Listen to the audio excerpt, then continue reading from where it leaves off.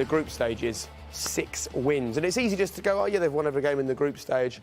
No English team has ever managed that in the Champions League. The significance of that, combined with the utter dominance, really, of English teams in the Champions League this season, I think it's telling us plenty that maybe we didn't already know. No, listen, they've been one of the standout teams, if not the standout team so far. That record is phenomenal. They changed the team today, shuffled the pack. You can do that when you've won your first 5 games, but then to shuffle the pack and still be quite convincing away in the San Siro, top of the league in Italy as well. So they're no mugs, and so it was going to be a tough assignment, but they navigated their way through it impeccably well. And people say, oh, well, you're the English media on an English channel. Of course you think the English teams are going to dominate in the knockout stages, but it's so hard to look beyond them. It is. It is. I mean, the Spanish teams are not the force of old. Bayern Munich are I mean, I've said lots of times I can't have Paris Saint-Germain to go and win it. It's for me, it's Bayern Munich or an English team. Yeah. You know, that was supposed to be the group of death for Liverpool. You know, and they've just brushed everyone aside with weakened teams in a couple of games at the end as well. The miles too good for the rest of the teams. If they played their strongest team in every game, I mean, it would have been embarrassing, really. That's how much they're clear. So yeah, I mean, it's phenomenal. 18 points out of 18 in that group with those pedigrees of names. Maka said it in commentary. They might not be as good as they were, as good as their European pedigree suggests, but they're still good teams. As Rio says, top of the Italian league they are. Yeah. He's an enigma, isn't he, Diogo? I mean, he does some strange things, and then he goes and scores a goal this evening that secures them that record. I mean, it's incredible. Well, I said it before the game, you know, like it takes someone different to hang around for as long as he has and play second fiddle. But he seems happy and he's scoring massive goals in huge games. And he's come up trumps again in the San Siro, got the winner, and it was a fantastic header as well, I have to say. It was a good strike, and then for him to get that power on it, you know, the neck muscles and the angle it arrives at, for him to twist, get his head in position and finish that, it was a tremendous finish. Do you know what I like about him is he's not disheartened when he misses a chance. He had a chance earlier. We was all laughing in the studio at the chance there where he tried to open up with his right foot and he shanked it.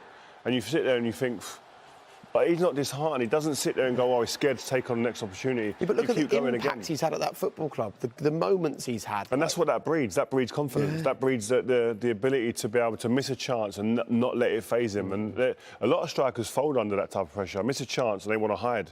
He doesn't.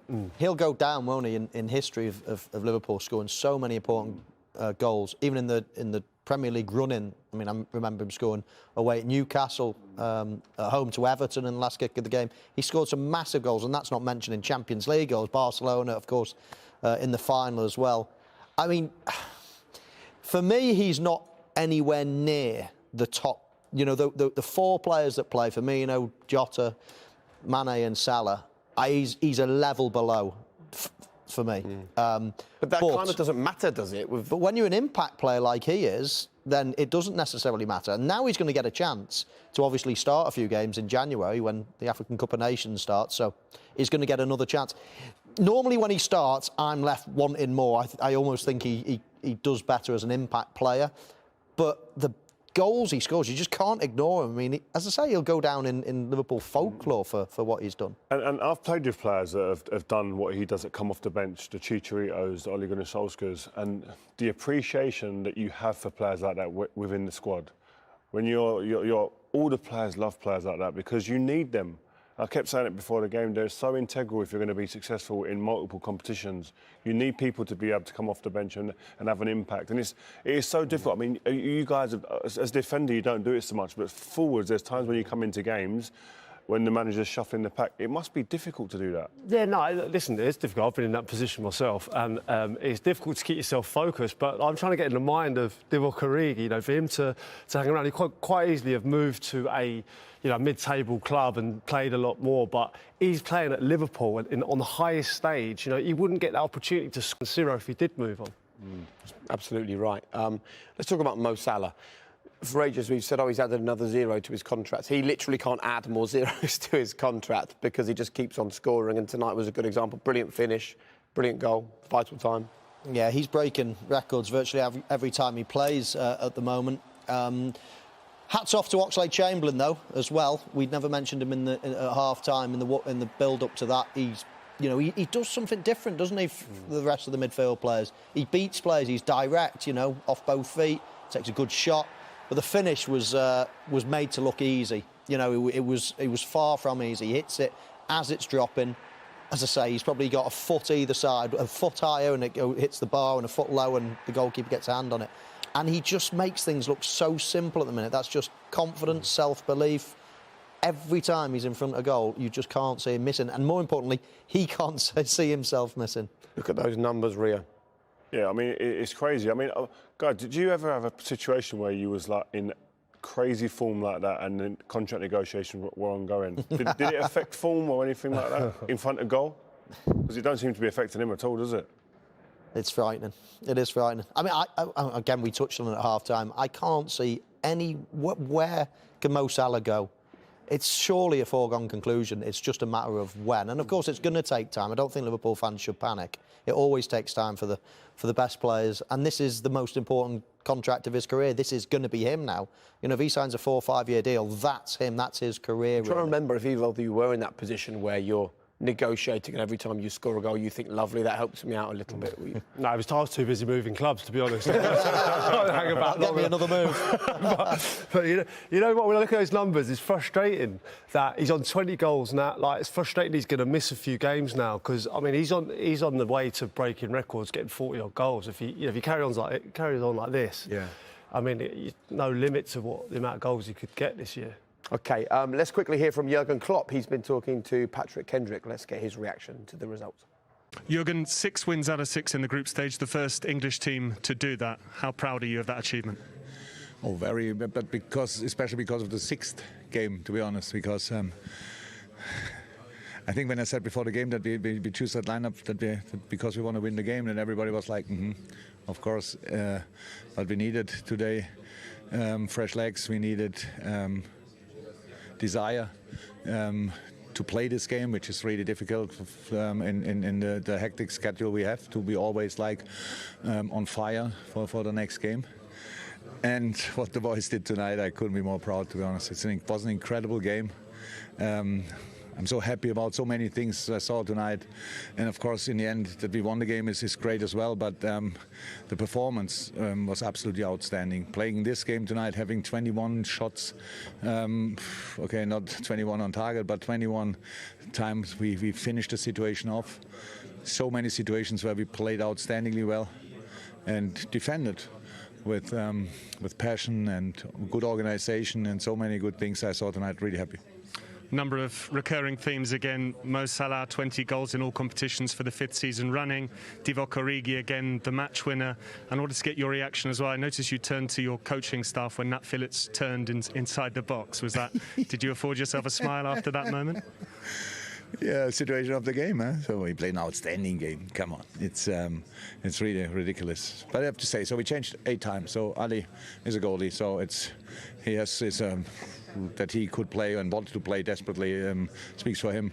The same for Sadio and Mo. The game they played tonight is absolutely outstanding. The quality they have and the physicality they bring in a game like this, how much they help defensively is absolutely outstanding.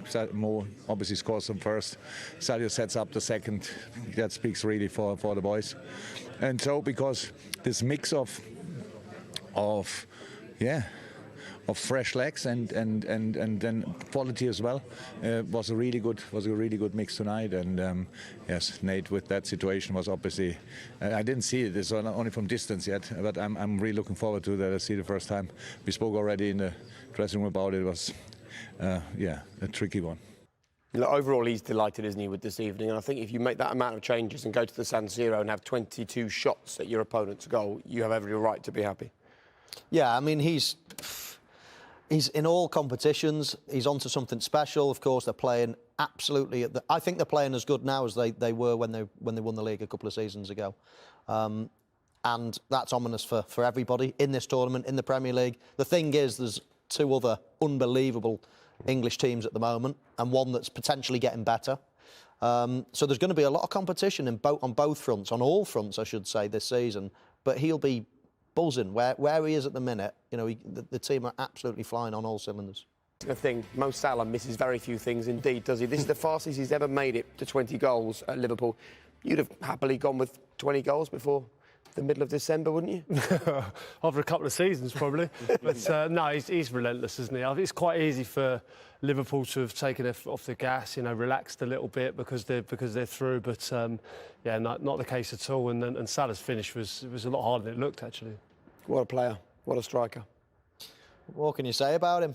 He's just unbelievable. I mean, as Crouchy said, he makes this look easy. And when I look at it on the replay, I just think that's not an easy finish at all. It's on it's bounced. He could have half volleyed it actually and probably made it easy, but he takes it early, almost takes it as it's coming down. I mean, a yard lower, the keeper saves it. A yard higher, it hits the bar. I mean, it's as I say, he just makes things look easy. He was an average finisher early on in his career, and now he is just unbelievable. Yeah. Unbelievable. That's just so pure and clean. Makes it look easy. With him, I just feel he expects to score every single opportunity that comes. That's not even. It's not some of them aren't even really opportunities. Any glimpse at goal, he expects to hit the target and score most of the time, and that's just supreme confidence that he's got now, just running through them veins. We were doing some dodgy maths on our scripts here. We worked out 300 grand a week over 5 years. It's still only 78 million. I mean, that's still less money than to replace him. So it needs sorting out, doesn't it?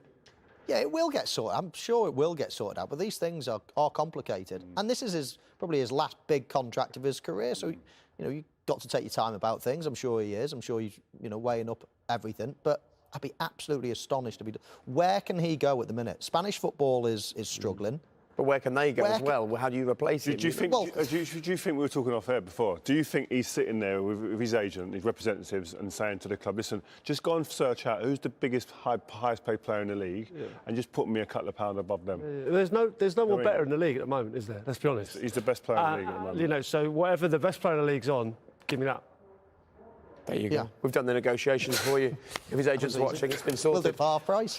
There you go. We do need to have a look at Fikayo Tomori with the opener. Yeah.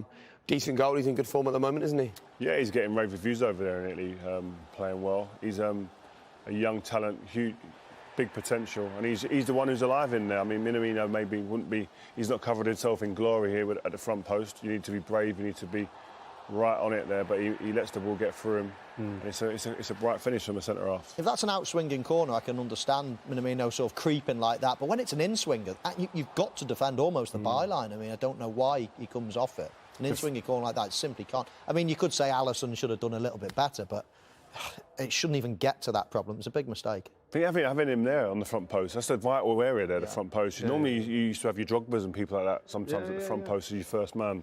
And not sure why he's gambling this way when it's an in-swinging corner, as Mo said. It wasn't even a good corner, really. He's just going half volley that clear. He's gambled.